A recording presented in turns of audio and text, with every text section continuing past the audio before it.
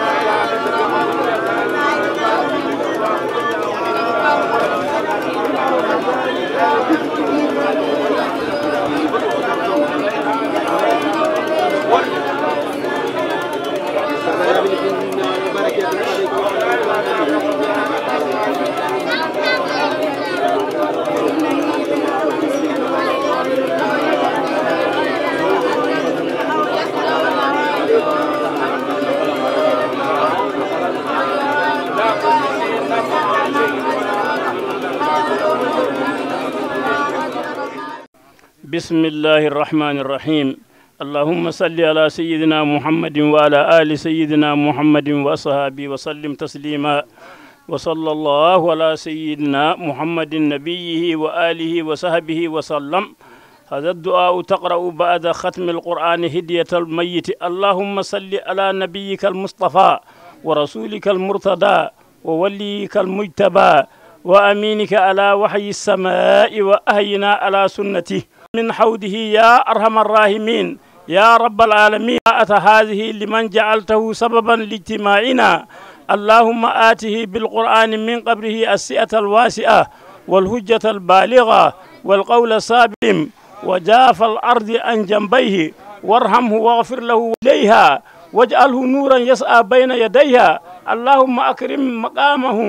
ويسر حسابه وضاعف به ثوابه وجعل الرهيق المختوم شرابه. اللهم أنس وحدته وارحم غربته وتجاوز عنه يا أرحم الراحمين يا رب العالمين. اللهم وتوفنا مسلمين لا مبدلين ولا مغيرين ولا فاتين ولا مفتونين آمين يا رب العالمين. سبحان ربك رب العزة عما يصفون وسلام على المرسلين والحمد لله رب العالمين.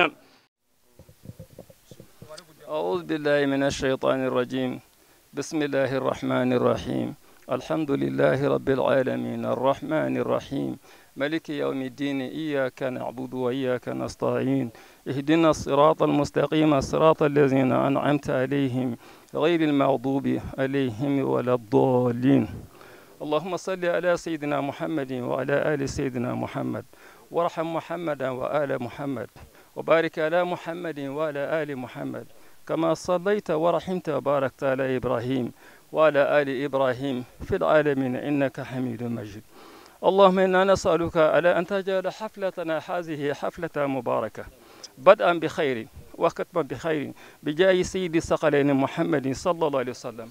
اللهم صل على سيدنا محمد وعلى آل سيدنا محمد وارحم محمدا وآل محمد وبارك على محمد وعلى آل محمد كما صليت ورحمت وباركت على إبراهيم وعلى آل إبراهيم في العالمين إنك حميد مجيد سبحان ربك رب العزة ما يصفون وسلام على المرسلين والحمد لله رب العالمين. الفاتحة بك فاتحة كلام. بسم الله الرحمن الرحيم الحمد لله رب العالمين الرحمن الرحيم مالك يوم الدين إياك نعبد وإياك نستعين اهدنا الصراط المستقيم صراط الذين أنعمت عليهم غير المغضوب عليهم ولا الضالين آمين. بديو بارم بلا جليت بدي كوفي أنجرلا سيديكي سلا أيبو أني منو ينوي نيني منو يكبكو بوي على بديو أنجرلا أولا ويمين زروكا فو أني نما بينا أنجا جانغو لمي. الحمد لله يا رب العالمين أنشر هذا لك أنجلي هلا نني كرما شدي سلا جلا نيه نالي كنا شيكاكلي ننا تشيادو نوفي سنين كرما شدي سلا جلا على سلانيا من غمبارا نتوغرا لك دوكا أكاين ما كتاسيلا الكيما ما تغارا ما نانغالو نوفي أي كوبا منون غينا مسكامبو كلينغا جتا تيبا ندا ننا كمان داني دا maka folte da nyere na kuma na danda pi fana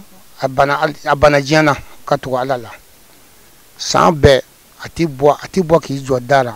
ni sang klikelende na duna soko na poka ta sanwala sa atibwa na kunya jiya kanu kata nyona kata shiris la kana kwara kata shi nyona momli tu nyona atibwa na abana jana katu alala ne koni mola mji samendi mola akazarala piska nakaka aka saya nakadamya nakachien odenzeya mbadiu ni mbela jele timene ko fangela la kalandiuna kirenkireyana sufike mingela sobe ka barangire damne badiu yemin zoroka fo anyi ni mabanka badiu wanga jango lame yin sababu de ko dogole ala de ba don ni ya yan fana yin soro abe ziyara sababu de ambe nyon don kanyon fo kanyon lakodon o ya nafa doye abinyo do adama de kan do nyona anga maba munu temena ka kon anye amu joro don amu barano don o be ke sababu amunu be ko fa amu ladege aban nafa ani kilingelen bo amulo balola ama jantula no kera am fana ba nafa soro nya fara Allah haraka o de anse yano inshallah nema ye balola ne amman ko dimi aka ko sabe bon ala israin de do ala mako kone o de andara la am ye girbu de ala isra be isra ko karta ala isra bay akani be do auna abiro mono na ama segere akuma kan bi jana amu usira utama o de yanse yano ama foi mana ala isra ko ala ka chaba de do donc am fana ba la dege yalla nyana maka do sura ala jin fara Allah haraka kuma ni sidigi silla on mukedo ambi barkada Allah ta'ala sidigi silla hafizu kundo qur'ana hafizu kundo kar ama kalam ma were fe hafizu yara folode ayre wulufa yumahaba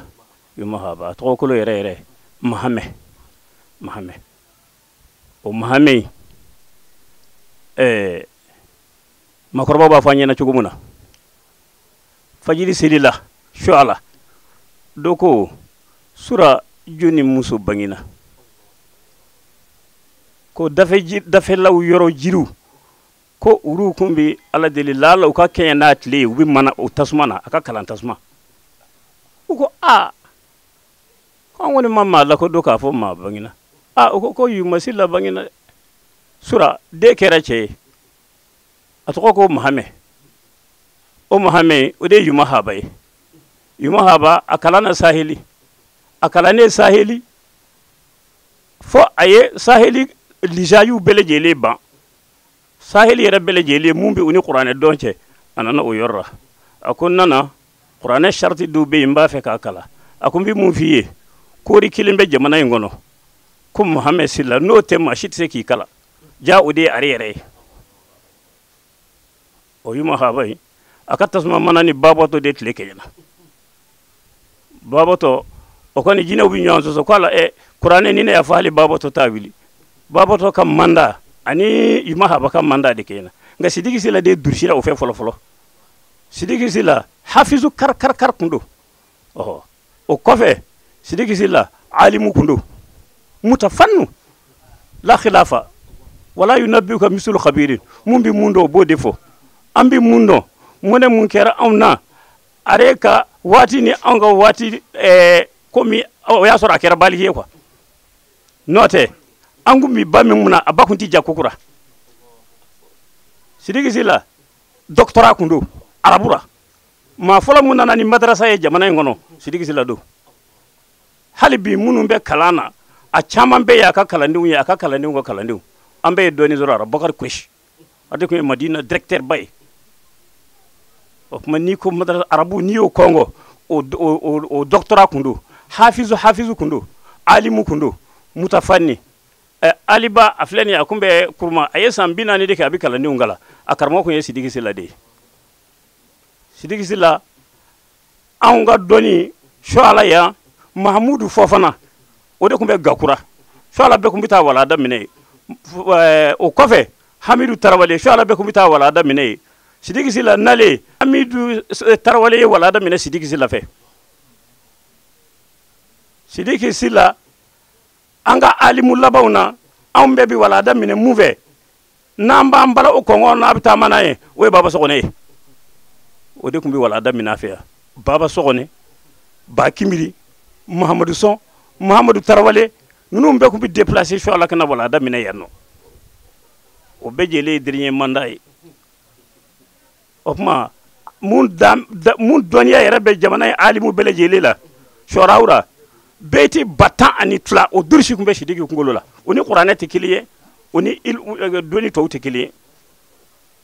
mado mate ka foki ba mangutu fo ka sa dana ofma sisa hada made umbi giri mun no fe batini tigi barahutu ni kumba nyini ni kuma se arema ima se aseyorra ama ma cha mangala na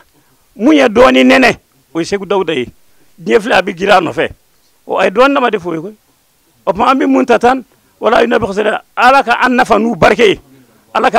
barke uwe qur'ana ni kitabu de jira anna ani arabu doni aw yira anna nakura isi se sokolo shala ya ambi barke da Allah halibi qur'ana biya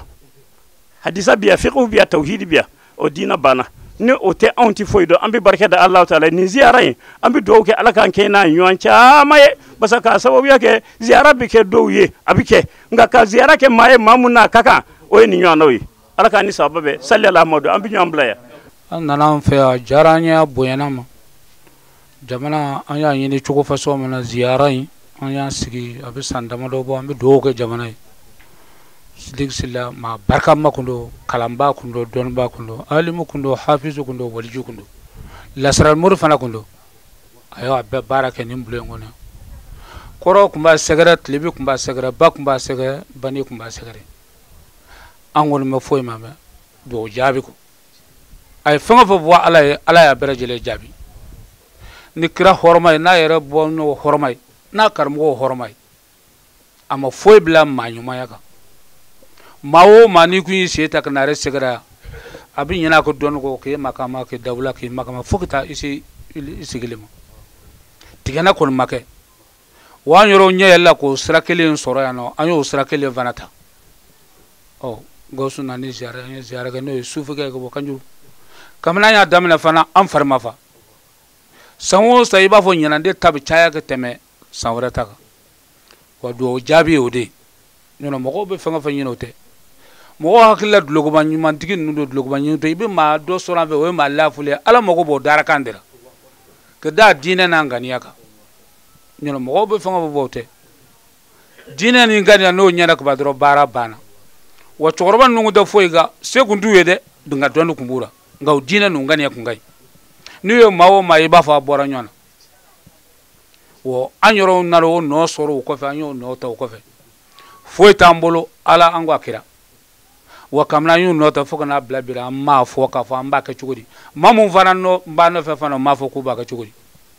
anyo fenga vanga nesri nanyo duwo kuyi duwo ngone wiro de na fa ka fa jabira de nga auntere nga mbokulu fembere jili kene nyine bokulu ko kene nyine lasili ko ni be dugo dugure ka fo ni me bagu sungele mbanga dugura na nyo zoro ko do bara nyena ngania ni dina ayoro sera jogom na me duwo ko jamana balaw mum be jamana kono ala kan nakashi ala ka kebo ala ko toro nyon ko bambulo ni bulen horoma ko so na tigi horoma ko so ana salatul fatiha wurdi mu ko horoma ko so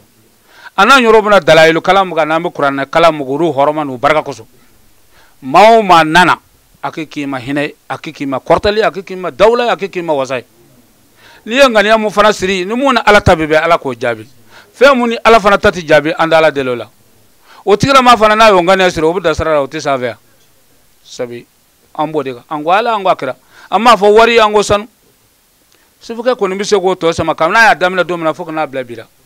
amma fo mbaga chugori wa nyoro tukuro no kele no fe foko na blabira an wele la shura arde ba sigiya kan wele ka fo ma fa ini ninga kan ngo wallahi ndaro amna fana mati ma bugo mati ma neni do ko be bu boya fana ni bore ba fa alhamdulillah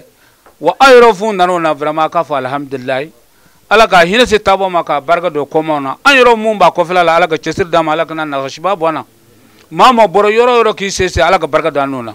ala ko dina longani ala ko sabatu yore أن السلام المسلم صلاة الفاتحة أن صلاة حرمة كذو نا أجر الأسود حرمة كذو نس عبد القادر عبد القادر بركة كذو كانوا اسمنا بركة كذو أن رسلت له حرمة كذو صلى الله عليه وسلم سيدك سلا يا فاميا على نيام با جتمنا على سلا بيبانا أو حيدرا بيكلي جيو رورو نيكو حيدرا ونام دي كبيلة كليكو والحمد لله رب العالمين وسيدك سلا فا وبهم يوها با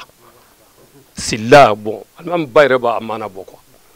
o a doyere o mu mahaba kilingo o kera alimu hafizu walidu ya kwa atara murtani be ala kwa nani karmo tila nyona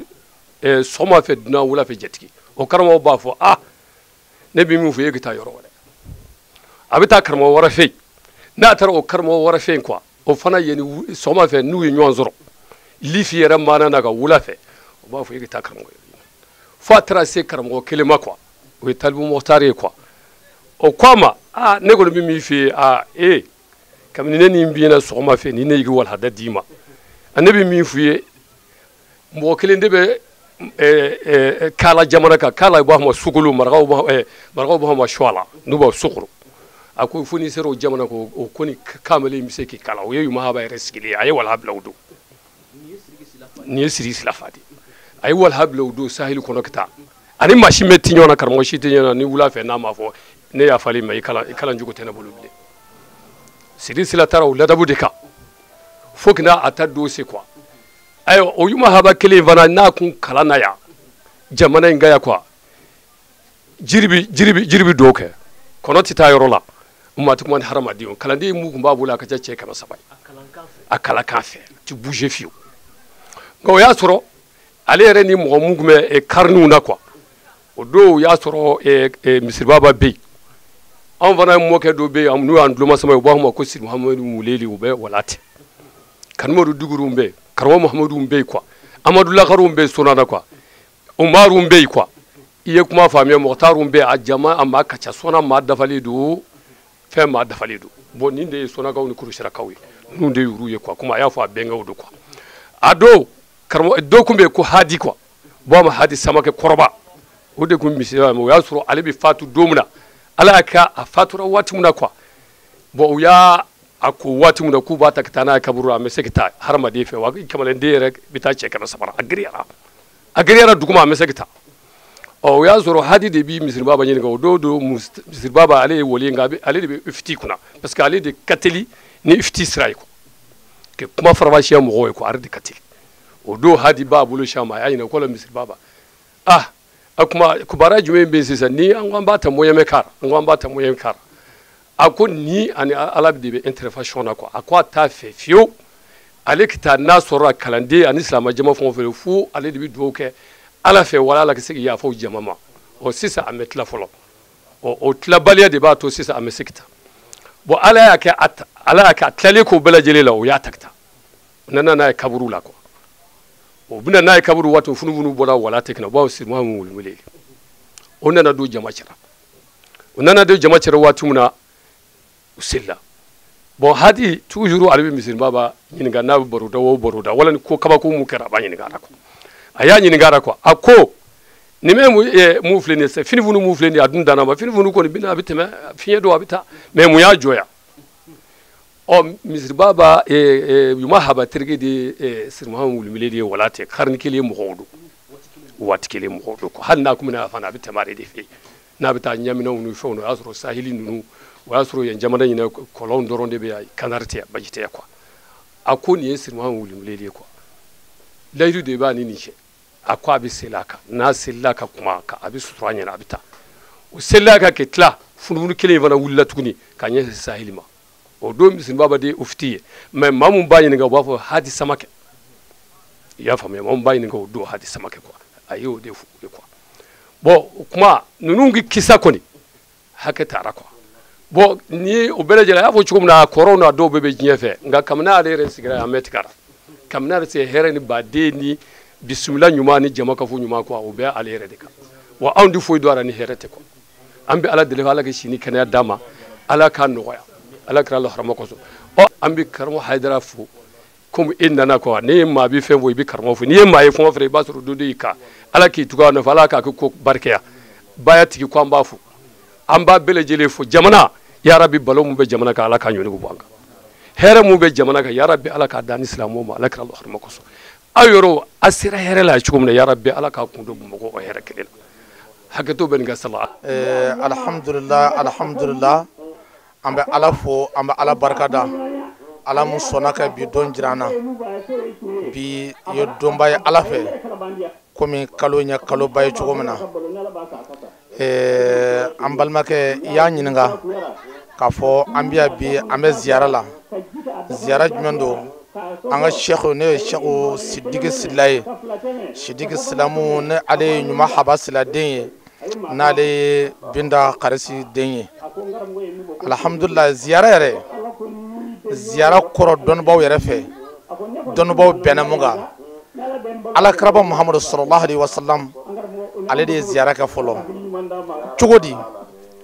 allahu taala de y'ale wele ka taa fɛ sangaba 7 na ale de taara ka taa bɔ ala ye o ye ɲɛnamaya ziyara nasira ye mais bi an bɛ ziyara jumɛn kɛnɛ kan an bɛ bani ziyara kɛnɛ kan n'o ye su kɛ ziyara ye su kɛ ziyara yɛrɛ a arafu yɛrɛ ton bɛ jumɛn de kan dɔnnibaw ko zayi mun b'a la k'o kɔrɔ de ye ko a ziyada jidili madama hadamadenw bɛ fara ɲɔgɔn kan kɛ duwawu de kɛ taabaw ye hadamadenw bɛ fara ɲɔgɔn kan kɛ duwawu de kɛ tɔɔrɔ ɲɔnini na hadamadenw bɛ fara ɲɔgɔn kan kɛ duwawu de kɛ jidi ɲinini na wallahi fo alahu taala k'a jidi o ye zayi yɛrɛ kɔrɔ ye fɔlɔ wallahi ninnu bɛ sunɔgɔ de la ɲɔgɔn n'o tɛ ninnu ma fatu parce que hadamaden farikolo o dara bɔgɔ dara jagoya o bɛ se ka taa bɔgɔ la mais hadamaden ni bɛ to yen bada fo ka taa se kiyama dɔw ma o kama na an d'an b'a la k'a fɔ ko o ye ziyara nafa dɔ ye n'o ye an nana bɔ dɔnnibaa mun ye n'o ye sɛku sidiki sila ye an d'an b'a la k'a fɔ ko ninnu ala bɛ maaw mago dilan u ɲɛnama cogo min na ala b'an mago dilan ninnu salen fana komi n'a fɔ bi an bɛ dugukolo kan yɔrɔ min na mɔgɔ bɛ wuli ka taa Sheikh Seydi Usman Madana Haidara yɔrɔ la ka taa olu kɛ ziyaraw la o kɔrɔ ye ka taa bulu ɲɛnama ye olu bɛ mɔgɔ mun dilan n'u fana fatulen bɛ o mɔgɔ kelen de dilan donc o la ni ko an ka ziyara nafa f'i ye an b'a f'i ye o y'a nafa dɔ ye o tɛmɛnen fana kɔfɛ tuguni nafa jumɛn de bɛ ziyara la ziyara en tant que mɔgɔ o mɔgɔ bɛ yen n'i bɛ wuli k'i ka sabara don walima mɔgɔ o mɔgɔ bɛ yen n'i bɛ wuli kɛ so siri walima k'i ka sabara siri k'a fɔ ko n bɛ wuli ka taa ala ka jɔnba dɔ de yɔrɔ la i ka da la i bɛ bɔ i ka so waati min na Alahu Taala ke mɛlɛkɔ kelen kelen bɛɛ lajɛlen b'i sɛrɛya fo ka taa se i segili ma ka na o ala ka mɛlɛkɔ kelenw b'a la k'i sɛrɛya o de kama ko don dɔrɔn Alahu Taala ke jɔnba dɔ tun bɛ yen ale yɛrɛ bolo ale ye mɔgɔba ye ale bolo ale ye mɔgɔ ɲuman ye ale bolo ale Alahu Taala ke jɔn sanuma ye ala y'a kɛ a bɔra a kɛ so k'a fɔ a bɛna taa yaala o yaala senfɛ a nana bɛn yɔrɔ dɔ ma a taara o dugu mɔgɔw fɛ yen k'a fɔ ko a bɛ taa jigin dugu yɛrɛ bɛɛ lajɛlen a ma jigin yɔrɔ sɔrɔ mais a taara laban min a taara kaburu dɔ la a taara ka taa ye Alahu Taala nana ka na a jira a la k'a to o kaburu dɔ in na ye ale yengera a kan k'a fɔ kamana gɔn dɔ bɛ o dugulamɔgɔw la dugu jɛra dugu jɛlen ko waati min na ala y'a kɛ a taamana ka taa si dugu alimami ma parce que ala ye diɲɛ da sababuya de kama wa diɲɛ bɛ laban n'o sababuya ye mais mɔgɔ mun b'a fɔ ko sababuya tɛ yen walima ko maa ko tɛ tiɲɛ ye an b'a fɔ olu tigilamɔgɔw ye an sɔnna o ma mais Haruna kun tɛ ala kɛ kiraw la Musa sababu de y'a kɛ kira ye Musa de ko ala ma kuma ka gɛlɛn ne Haruna Musa ma ala n b'a ɲini fɛ i ka n balimakɛ fara n kan mun na a bɛ se ka n dɛmɛ ala y'o kɛ o ye o sababuya la o la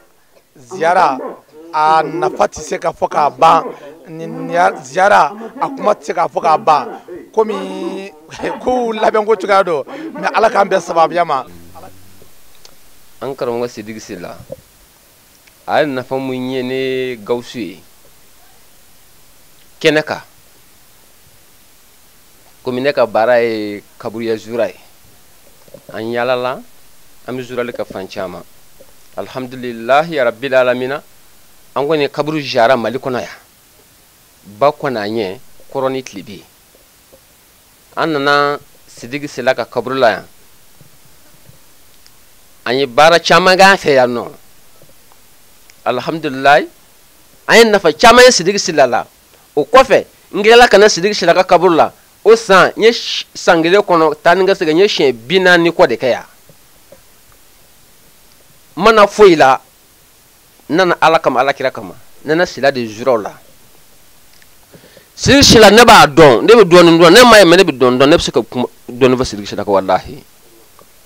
nin y'a nafa kɛnɛ kan da ye i tulo bɛ kuma in na ziyara fɔlɔ daminɛ na nin daminɛ cogo in de la tan san nana yɛlɛma i y'a faamu waati nana se foyi tɛ ne bolo a mɔgɔ b'a la ziyara ka kɛ parce que ko n'a daminɛ ko nin y'a daminɛ ne de ye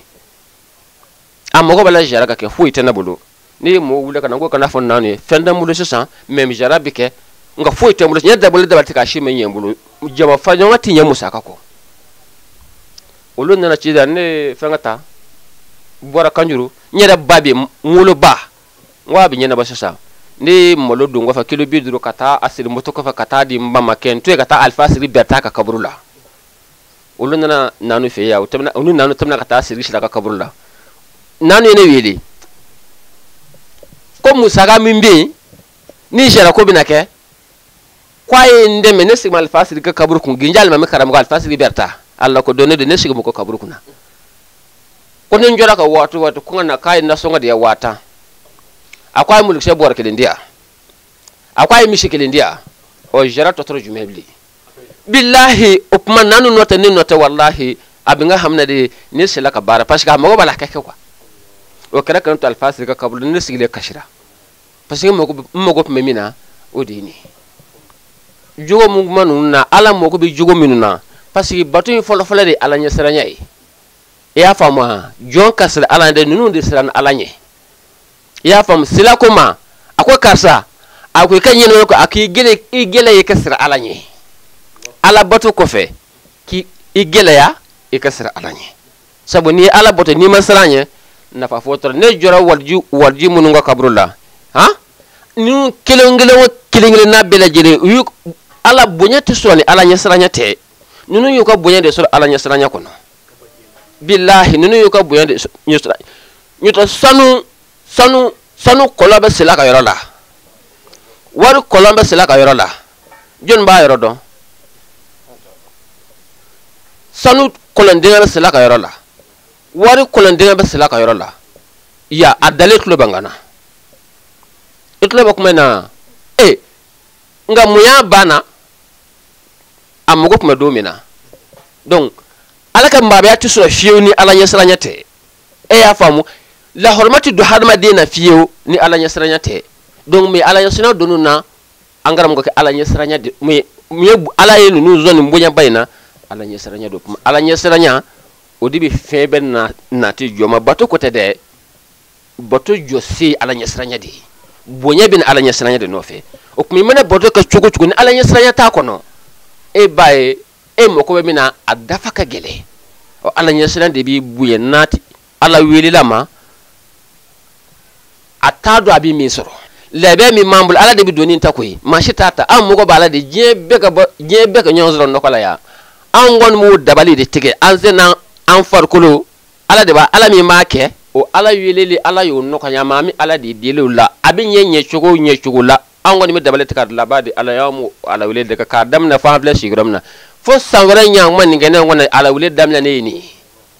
mbadiwu ni bela jele kofe angere la buramso la Sukaina Haidara ambamso Sukaina Haidara mbadiwu alikumana buramso ani demso bela jele togola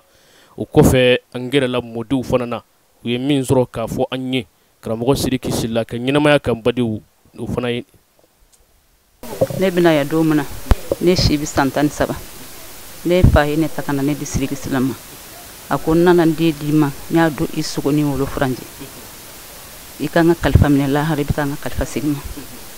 wa n nana a y'a fɔ a ye cogo min na a y'a kɛ ten a n'a ka musokɔrɔba u fila bɛɛ lajɛlen y'a kɛ ten u ye ne minɛ ko mu den ne bina kuma ma ne ni Nafisa on de kun bi kun tilenna kelen na a ye minɛ ko ma den Nafisa y'a den de a denmuso de don a n'a ka musokɔrɔba mun tɛ a sotigi u ye minɛ ko mu den u ye lamɔ ne lamɔna u bolo yan nɔ de olu de ye ne lamɔ ne nana a ye n kanu ne ye sirifiya a ye n ka sirifiya bonya dan Sidiki Sila kun ye waliju ye maa ɲuman don a bɛ siran Ala ɲɛ dɔɔni b'a don a bɛ dɔɔni fɛn o fɛn ɲini diɲɛ a bɛɛ bɛ Sidiki Sila la a ma jiginnen don mori don maa ɲuman don waliju don ne a ye ne bonya ni fɛn o fɛn kun gɛlɛyara diɲɛ kɔnɔ ni ne kun taara ne taara a deli Sidiki Sila I kun tɛ se k'i ɲɛ don a la hali n'i kun kɛra mbɛlɛkɛ I tɛ se k'i ɲɛ don Sidiki Sila la ni danfɛn kɛra cogo cogo n'i nana n'i ye Sidiki Sila I b'i kunkolo biri tellement que bonya mun b'a la ani Ala ye makama mun d'a ma ani Ala ye daraja mun d'a ma I mana kɛ maa o maa ye diɲɛ kɔnɔ I tɛ se k'i ɲɛ don Sidiki Sila ɲɛ n'a kun pɛrɛnna I b'a fɔ ko mɛlɛkɛ sankolo mɛlɛkɛ de b'a la nka ne ni fɛn o fɛn kun gɛlɛyara u kun bɛ ne wele ne bɛ taa deli ne y'a deli a b'a to n ka sirifiya bonya kosɔn n nana yan nɔ fo ka mun kɛ mun ye a ka gasi ma se ma a ka musokɔrɔba a muso ka gasi ma se a sotigi ka gasi ma se ma a ye bonya cogo bɛɛ lajɛlen a ye n bonya segin ma a ye n ka sirifiya bonya dan ne tɛ se kuma na kuma ka gɛlɛn ne ma a denw fana ye minɛ komi n y'u dɔ ye u ka juguman foyi ma se ma ne de ye so muso fɔlɔ ye fɛn o fɛn bɛ du in kɔnɔ ne de b'a dɔn ne de bɛ se ka fɛn o maa ye ma tɛ se ka fɛn kɔni nka kuma ka gɛlɛn ne ma ne tɛ se kuma na ne bɛ mun fɔ Zara in a dabɔra kun mun kama ya Rabbi Ala ka ko ye ya Rabbi Ala ka hinɛ s'an ma n'o tɛ Sidiki Sila ko an tɛ se k'a fɔ ka ban wallahi dɔɔni b'a dɔn waliju don أعوذ بالله من الشيطان الرجيم بسم الله الرحمن الرحيم اللهم صل على محمد الفاتح لما غلق والخاتم لما سبق وناصر الحق بالحق والهادي إلى صراطك المستقيم وعلى آله حق قدره ومقداره العظيم الحمد لله بي على فوق على تنوك على ولي من دو وقف عم بي صليك على كرغانا سودي مونا فتو بانيمو فوقسي الكيامو جون دوما وتمنين كو في عين نيون سرو كن مينكا نفي كن دولينتي am bela jelen bi do kalama femi anga sheko ani ammo ke an karamo anga chorba Sheikh Sidiki Sila ambi ale de ka ziara keneka ata ko sabana anana mo min kasraka o fana yi anfa n'o ye Cheikh Afo Sila ye ale ye Sidiki Sila yɛrɛ woloden mais an b'a fɛ ka min fɔ dɔrɔn wagati dɔw de bɛ Ala bolo jɔn man ka sɔn wagatiw ka taa k'i to o wagatiw i b'i ka tile don dogo jaabi wagatiw de don a dɔw bɛ n'a taara i bɛ se ka i si bɛɛ kɛ i t'a sɔrɔ a dɔw bɛ san ni san a dɔw bɛ kalo ni kalo a dɔw bɛ dɔgɔkun ni dɔgɔkun bon an b'a dɔn ziyara in ye o wagati dɔ ye dalilu min b'o la kalankɛlaw bɛ se k'ale suratul Imran k'a daminɛ aya 32 la ka jigin Nabila Isa mamuso n'o ye Hannatu ye Hannatu muso bɔrɔkɛ de kun don a ti wolo a tora don dɔ la a ye kɔnɔ dɔ de kɔnɔ in bi ka dumuni d'a den ma a kabakuyara kosɛbɛ a ko Ala ma a ko i bɛ se ko bɛɛ la dɛ bamanankan na n'a fɔra hali bagan bɔrɔkɛ o kɔrɔ cɛ tɛ muso tɛ a ti wolo bon Nabila Isa mamuso ye n'o ye Hannatu ye a tora ka kɔnɔ dɔ de kɔnɔ in bi ka dumuni d'a den ma denbatigiya nege nana minɛ a yɛrɛ y'a kanu Ala ka se ka den dɔ di a yɛrɛ ma ale ka se ka denbatigiya kɛ k'o ladon ka dumuni d'o ma a kumana Ala de fɛ wallahi a kumana Ala de fɛ jɔn min kuma Ala fɛ Ala bɛ jaabi min na ni min ye dɔrɔn k'a dɔn k'a fɔ an bɛ wagati min na san'a ka bɔ an ka ko dɔ fɔ Ala ye foyi tɛ fɔ yan ko Ala ta kɛ a ko Ala ma cogo di a ko Ala ma a ko ne b'a dɔn e bɛ se ka ko bɛɛ kɛ e ye den di kɔnɔ ma a n'a ka dɔgɔya ne hadamaden ni ka belebeleba ye i ye ne jɛ ɔ Ala e min sera ka den di nin ma n b'a fɛ i ka den di ne ma ne ye muso bɔrɔkɛ wallahi hali ni den so tɛ muso kɔnɔ kɔmɔbɔw ka hakɛ to a bɛ se ka den bange Ala de b'a di tumana min na n'a kumana Ala fɛ Ala nana a harizɛgɛ Ala kɛlen ka harizɛgɛ a ye dafalen ta ko Ala ma ko n'i ye den di yan n tɛna den kɛ dɔwɛrɛ dɛ n b'a di e Ala yɛrɛ ma ka kɛ Ala bato b'an ŋanɛ a nana waati kɛ Ala nana den d'a ma den de kɛra Mariyamu ye mais tumana min na n'a nana a yɛrɛ sɔrɔ den kɛra muso ye ale fari fara a fari fara cogo di ale tun b'a fɛ Ala ka den kɛ cɛ de mun na a ko a bɛna den di Ala ma a bɛna taa bila batokɛyɔrɔ de kɔnɔ tuma dɔw la cɛ kolo bɛ se ka gɛlɛya ka bato kɛ cogo dɔ la lafu bɛ se ka na muso la o ye Ala yɛrɛ ka dan cogo ye ɔ den kɛra muso y'a fari fara mais a ko cogo di a ko Ala ma a ko e ye min di e yɛrɛ de b'a dɔn ka tɛmɛ ne kan a ye den kɛ fininkolo la a taara n'a ye yahudiyaw ka batokɛyɔrɔ la o kumaw ka ca dɔɔni mais an bɛ min nɔfɛ an bɛ na s'o ma ɔ yahudiyaw fana kuma in ɲɛfɔr'u ye k'a fɔ nin den dafalen den de don a ɲinina Ala fɛ n'a sɔrɔla a bɛna di Ala ma o kusamandiya kama bɛɛ b'a fɛ ka den sɔrɔ ka se k'a lamɔ ɔ o tora u bɛ kow sama u ni ɲɔgɔn cɛ u nana kala fili u ye kala fili o don Zakariya de tun bɛ Zakariya ka kala nana gɛɲɛ u ye den ta u y'a di Zakariya ma k'a ka lamɔ Zakariya taara ni Mariyamu ye a taara bila batokɛyɔrɔ kɔnɔ a kɛlen ka taa bila batokɛyɔrɔ kɔnɔ Zakariya fana Ala jɔn kun don n'a nana waati o waati ale de bɛna Mariyamu ka hadamadenya la ko bɛɛ ɲɛnabɔ n'a nana waati o waati k'a bɛna don Mariyamu kan a bɛna sɔrɔ fɛn dɔ bɛ Mariyamu bolo batokɛyɔrɔ in na fɛn min ti u ka jamana dumuni wali kelen fɛn dɔw bɛ u bɛ sɔrɔ samiyɛ kuma olu ti sɔrɔ funteni kuma fɛn dɔw bɛ u bɛ sɔrɔ nɛnɛ kuma olu ti sɔrɔ waati wɛrɛw mais fɛn minnu ti sɔrɔ wagati wɛrɛw a bɛ k'olu de Mariyamu bolo a bɛ ka dumuni ye u ka jamana kan dumuni minnu t'u ka jamana yɛrɛ dumuni jamana lade a kamana nana ko a ko Mariyamu ma a ko nin fɛn ninnu e y'u bɔ min de Mariyamu ko a ma ko nin bɔra Ala de la ka ne lasɔrɔ ale y'a dɔn Ala fana bɛ se ko bɛɛ la parce que ale fana tun ye Ala bato ba nka Ala ka jɔn ɲuman ko dɔn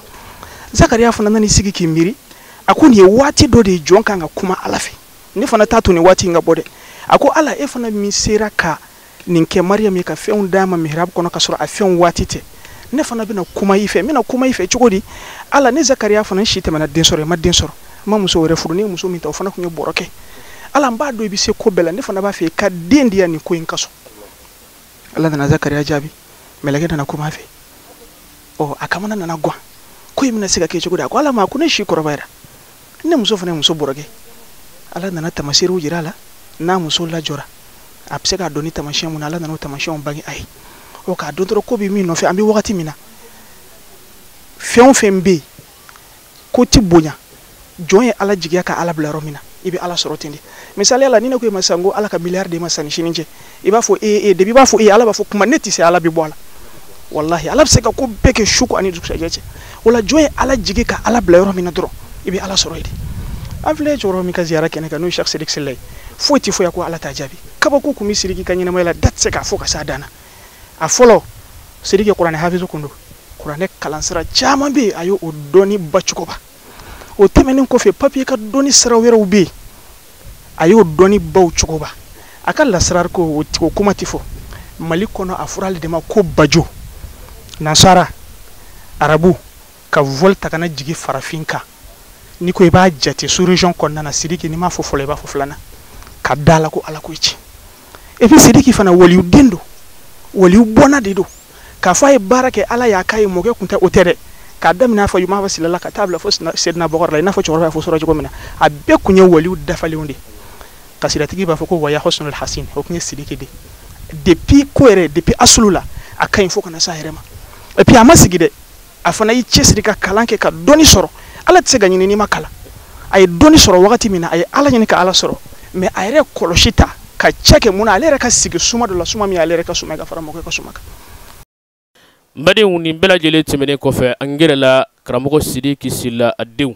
kɛrɛnkɛrɛnyana a denkɛ min bɛ a nɔ na n'o ye karamɔgɔ naani sila o min b'a a nɔ na a ka furu la o kɔfɛ an gɛrɛla fana a denkɛ laban na n'o ye sheikh abdulkadir sila nin bɛɛ lajɛlen bɛ ale wele a fo n badenw u ye dakuruɲɛ fila min sɔrɔ k'a fɔ u fa kan n badenw an ka jɛ an k'o lamɛn ɲɔgɔn fɛ inshallah. ayiwa nin ye hɛrɛ de ye aw nana dugawu kɛ a diyara an ye a bɛnna an ma fana ala k'aw bɛɛ sara bɔn an ma nana minnu fana ma se ka na n'u ŋaniya ɲuman bɛ yen ala k'u bɛɛ sara ni hɛrɛ ye ala k'u bɛɛ sara ni hɛrɛ ye ala k'u bɛɛ sara ni hɛrɛ ye ne y'a denkɛ 7 de ale yɛrɛ den cɛman n'a musoman ala ye den 20 de don a garijɛgɛ la bon ne yɛrɛ de fana sigilen bɛ a nɔ na yan n'o tɛ ne kɔrɔw bɛɛ bi tunga fɛ dɔw bɛ Ameriki dɔw bɛ Faransi dɔw bɛ yɔrɔ wɛrɛw la bon nin yɔrɔ in fana aw ka na yan a diyara n ye kojugu an filɛ nin bulon mun kɔnɔ ale de ye nin bulon in jɔ ala bato kama a ye ala deli gɛlɛn caman kɛ nin bulon in kɔnɔ b'o fɔ aw ye i y'a faamuya nka n b'a dɔn kɔnɔ a kun bɛ siran ala ye tubabu kun bɔ farajɛ jamana na faransiw ni fɛn na o bɛna ala deli a fɛ n b'o kɔni dɔn n y'a ye fana a ko n ma don dɔ la ale k'i sigi ka ala wele fɛn na ala ka bango k'ale ye o maloya bɛ ala la i y'a faamuya a ye kalo 6 kɛ haluwa la siɲɛ 12 a ka sɔrɔ k'a bila a selila ala kɛra ka fana sallallahu alaihi wasallam siɲɛ 100,000 a ka kalanden sigilen filɛ nin de ye anw lamɔ nin de y'anw dɔ kalan mise ko bɛɛ bɛ barika bolo ni barika b'i la a t'i don jahanama na dɛ fo alijinɛ kuma tɛ ne da k'a fɔ sufikɛ siri la ka kalanden mun fana nana ka na fara sufikɛ ka ziyara kɛ n bi dugawu k'a ye a fana ka dugawu k'a n'o ye Seyidu Koyita ye dafin de don a sigilen bɛ Belegu dugu alimami de don ale de anw lamɔ yan n bɛ se ka mun fɔ la o jama minnu fana nana minnu sera ka na minnu ma se ka na n bɛ foli k'a bɛɛ n bɛ dugawu k'a bɛɛ ala ka bɛɛ sara ni hɛrɛ ala k'an to ɲa san wɛrɛ an ka jɛ k'a kɛ a bɛɛ ni baraji futinɛ mun b'an ka jamana kɔnɔ ala ka futinɛ in duga ala ka na ni bɛn ani ɲɔgɔn faamu sabu kojugu o kojugu n'a kɛra ni a jɛra ka sigi a bɛ dilan ne kɔni bɛ ala deli ala ka na ni bɛn ye bɛn dun ti kɛ dɛ n'an ma sigi dɛ aw yɛrɛ dɔnnibaaw minnu bi yan a ye fara an ka dugawu kɛ mali ti nin dɔn e ko ala ne ko ala kɛlɛ man ka kɛ an ka segin ka kuma an ka bɛn o de ka ɲi ne kɔni nisɔndiyalen don ndi mɔgɔ mɔgɔ se an se kɛnɛ in kan an ka foli b'a bɛɛ ye ala ka n'u bɛɛ dɛmɛ ala ka n'u bɛɛ sara ala ka sababu ɲuman k'a n'u ye o tɛmɛnen kɔfɛ an ye ziyara in kɛ ka dugawu kɛ an ka alisilamɛ furew ye o kɔfɛ ka dugawu kɛ jamana in fana ye fitinɛ mun bɛ jamana in kɔnɔ ala k'a suma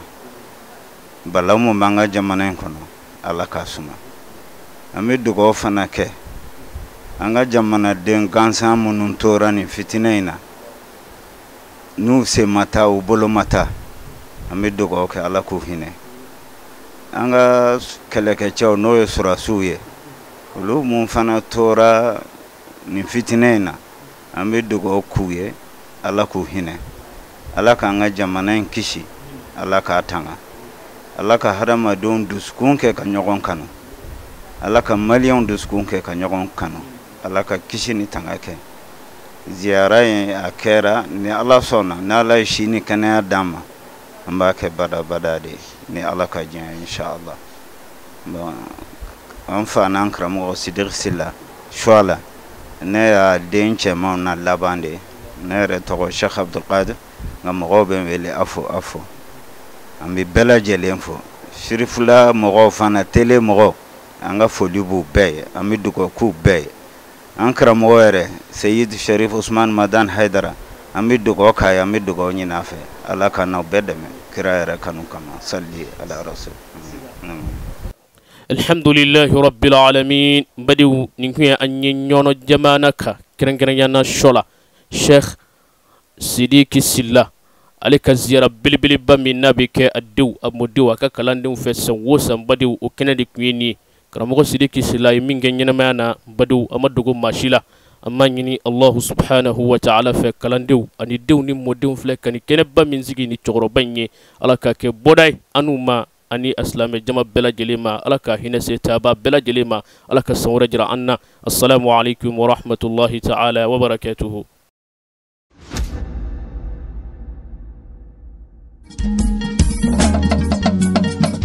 Tinya wilila Angalondi sega tiemi Tinya wilila Fala kachiendeme Tinya wilila Angalondi sega tiemi Tinya wilila Fala kachiendeme Tinya wilila Angalondi sega tiemi Tinya wilila Fala kachiendeme Tinya wilila Namara shikolomba uyo Tinya wilila Fala kachiendeme Tinya wilila Saraga jugu bomuri Tinya wilila Fala kachiendeme Nebo tinya wilila Dabali jugu kemuri